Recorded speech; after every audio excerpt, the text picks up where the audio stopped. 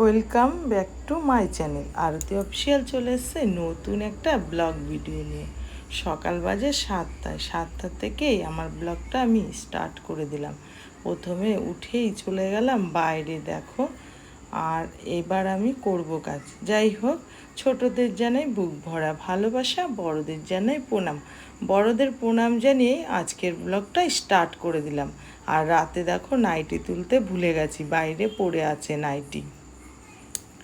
কাছে দূরে দেশ বিদেশ যে যেখান থেকে দেখছো, প্লিজ ভিডিওটি দেখে একটা লাইক কমেন্ট শেয়ার করে আমার পাশে সবাই থেকো। প্লিজ তোমরা একটু সাপোর্ট করো বেশি বেশি করে, কারণ এই ভিডিওগুলো অনেক কষ্ট করে করে আমি করি, জানো তো। তোমরা যদি এই কষ্টটা না বোঝো আমার বন্ধু সবাই হয়ে, তাহলে কে বুঝবে বলো। এই দেখো সকালে ঘুম থেকে উঠেছি, উঠেই আগে ঘর ঝাড় দিয়ে ঘরটা একটু মুছে নিচ্ছি। মুছে নেওয়ার পর তারপরে করব টুকটাক, আরও প্রচুর কাজ আছে, সেগুলোকে করব, তোমাদের সাথে কিছু শেয়ার করব আজকে, বুঝেছো। এদিকে এখন ঘরটাকে আমি মুছে নিচ্ছি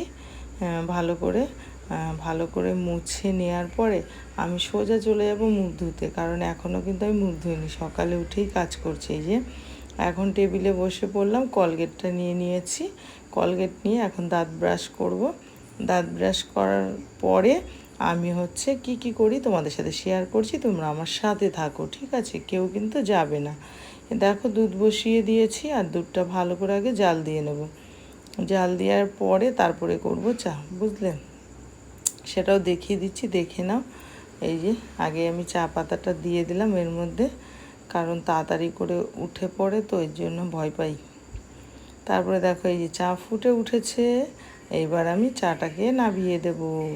তারপরে দেখো এখানে কাপ নিয়ে নিয়েছি, 3টে কাপ। এবার কাপের মধ্যে চাগুলো ঢেলে নেব। ঢেলে নেওয়ার পরে চলে যাব টেবিলে। টেবিলে গিয়ে চাটা খাবো, চাটা খেয়ে তারপরে সব কাজ করব। আবার বাদ বাকি যেটা আছে সেটা তোমাদের শেয়ার করব।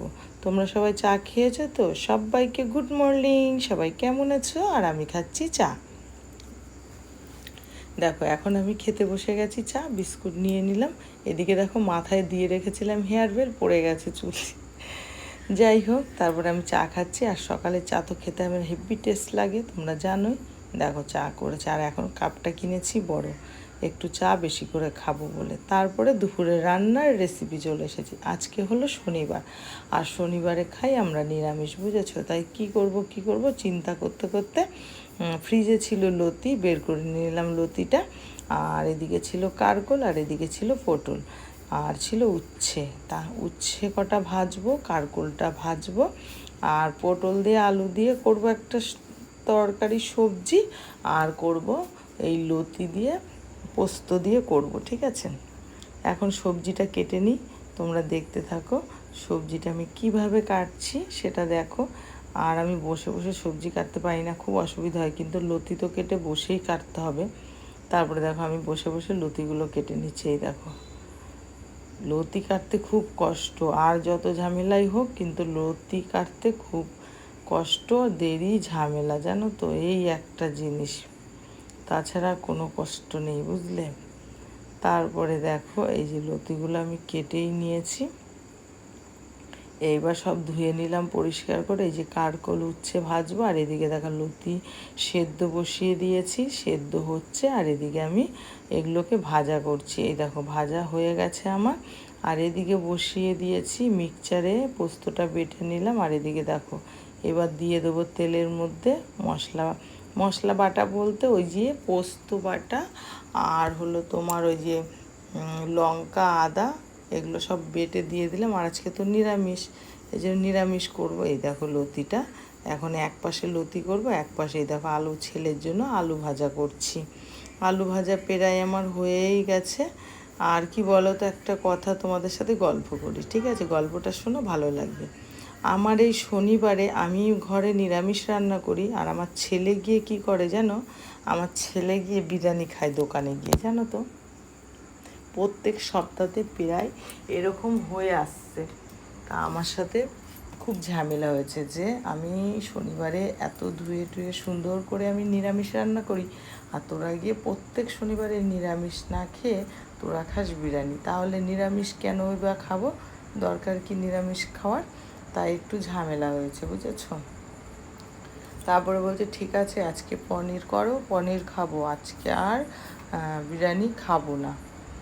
তাই যথারীতি দেখো আলু কেটে নিয়েছি, পোস্ত দিয়েছি, আদা বাটা, জিরা বাটা, পোস্ত দিয়ে আমি এই যে পনির করব, অল্প একটু পনিরই এনেছি, মানে ওই একা খাবে, 100 গ্রাম রান্না করেছি, আর আমি তো লতি দিয়ে খাবো। আর দেখো আমি আম কাটছি, আম দেখে আম নিয়ে এসেছিলো, তাই আম দেখে আর রাখতে পারলাম না, তাই তাড়াতাড়ি করে আমটা কেটে নিয়েছি, কেটে নিয়ে এই দেখো থালায় করে টেবিলে চলে গেলাম, চলে গিয়ে বসে বসে আম খাচ্ছিলাম। আমটা কিন্তু খেতে দারুণ লেগেছে, তোমাদের কার কার আম খেতে ভালো লাগে আমাকে জানিও, আর আম খেয়ে নিও সবাই, কারণ কি বলো তো, এটা হলো আমের সিজন, এই সিজনে আম না খেলে ভালো লাগে বলো? তারপরে দেখো এই যে আমার পনিরের তরকারি দেখেছো, 2টো পটল দিয়েছি, আলু দিয়েছি, এই দিয়ে আমি রান্না করে নিয়েছি পনিরের তরকারি আজকে। আর আজকে কি কি রান্না করলাম তোমাদের সাথে শেয়ার করব, বুঝেছো? তোমাদের সাথে শেয়ার করে নেব, সেটা তোমাদেরকে সম্পূর্ণটা দেখাবো। দেখো কি কি রান্না করেছি, সাদা ভাত, এদিকে করেছি পাঁপড় ভাজা, কারকোল ভাজা, আলু ভাজা, আর উচ্ছে ভাজা, আর করেছি এই যে লতি, এই দেখো পোস্ত দিয়ে লতি করেছি, দেখেছো কালারটা সুন্দর হয়েছে না অনেক? এই দেখো করেছি লতি, আর হচ্ছে পটলের এই তোমার পটলের পনিরের তরকারিটা করলাম, সেটার মনে পরে আর দেখানো হয়নি, আগেই দেখিয়ে দিলাম তোমাদের। যাই হোক আজকের মতন দেখো এটা দিয়ে খেয়ে নেবো ভাত, আজকে এটা দিয়েই ভাত খেয়ে নেবো, বুঝেছো? তারপরে আমি বসে পড়লাম ভাত খেতে টেবিলের ওপর, আজকে এই দেখো ভাত নিয়ে বসে পড়েছি, ভাত খাওয়া আমার হয়ে গেছে। সন্ধেবেলা দেখো করে নিয়েছিলাম চাউমিন, এই যে চাউমিন আর পাঁপড় ভাজা, সন্ধেবেলাটা এই দিয়ে আমাদের জমে গেল দিয়ে, মানে সারাদিনের পরে বিকেলটা একদম জমে গেল, আর সেটাই খেয়ে নিলাম। আর আজকের মতো টাটা, বাই বাই, সবাই ভালো থেকো, কালকে আবার একটা নতুন ব্লগ ভিডিও নিয়ে চলে আসবো তোমাদের কাছে, ততক্ষণ খুব খুব ভালো থেকো, টাটা বাই বাই। আর চ্যানেলটা যদি সাবস্ক্রাইব না থাকে সাবস্ক্রাইব করে দিও।